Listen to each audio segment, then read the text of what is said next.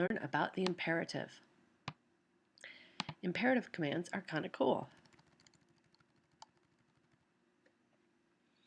It's a command form. In other words, you tell people what to do. We use a command form in English too. For example,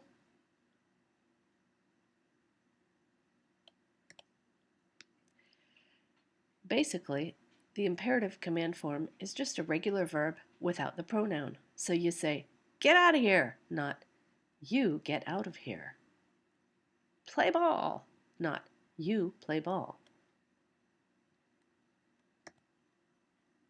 How do you form the imperative? Well, you start with the verb in the present tense. Now, you're only going to be working with the tu, the nous, and the vous forms. So you get rid of the other forms. And then you're going to get rid of the pronoun. And you can add an exclamation point if you want. I always like to use one to remind myself that it's the imperative. So you end up with fini, finissons, finissez. So there are two different ways of saying finish to somebody. Fini is what you would use with somebody you use tu with, and finissez is what you would use if you're talking to more than one person or to somebody that you're not familiar enough with to use tu. When would you say finissons? If you're talking about yourself and at least one other person. Let's finish. Finissons. Let's try some more. What about rendre le devoir? Now, that's an RE verb. So we're gonna only work with the tu and the nous and the vous forms. We're gonna get rid of the pronouns.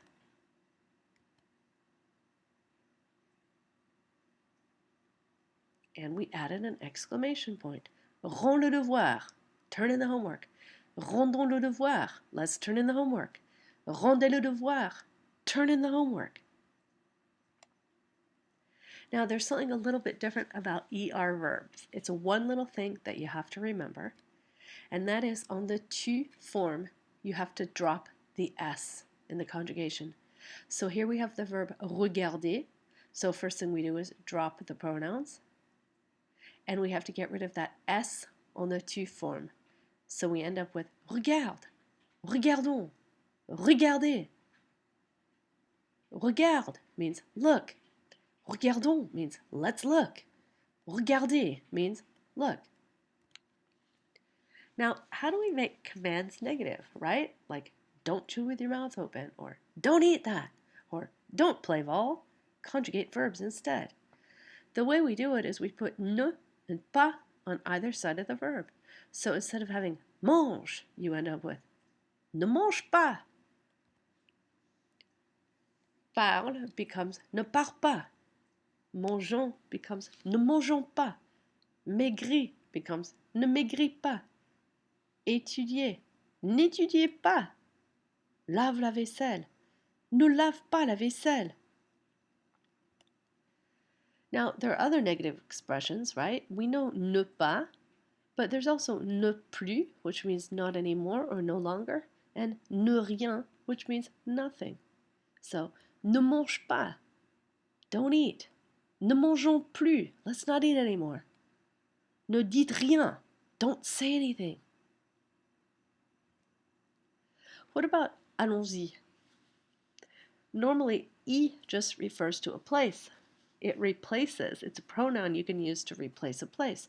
So, on va au restaurant, or you could even say on y va. And the answer is oui, allons-y. Yes, let's go there. Je peux aller à Disney? Oui, vas-y. Or oui, allez-y. But you know what? The y doesn't necessarily have to refer to a place. Sometimes allons-y, instead of meaning let's go there, it can just mean let's go. In the same way, vas-y can just mean go ahead, not necessarily go there. For example, may I have one of your French fries? Yeah, sure, go ahead. Or yeah, sure, vas-y. And that is the end. But you're going to have to do some homework. I would like you to open your books to page 46, and I want you to do exercises 18, 19, 20, and 21. Thank you. That's the end.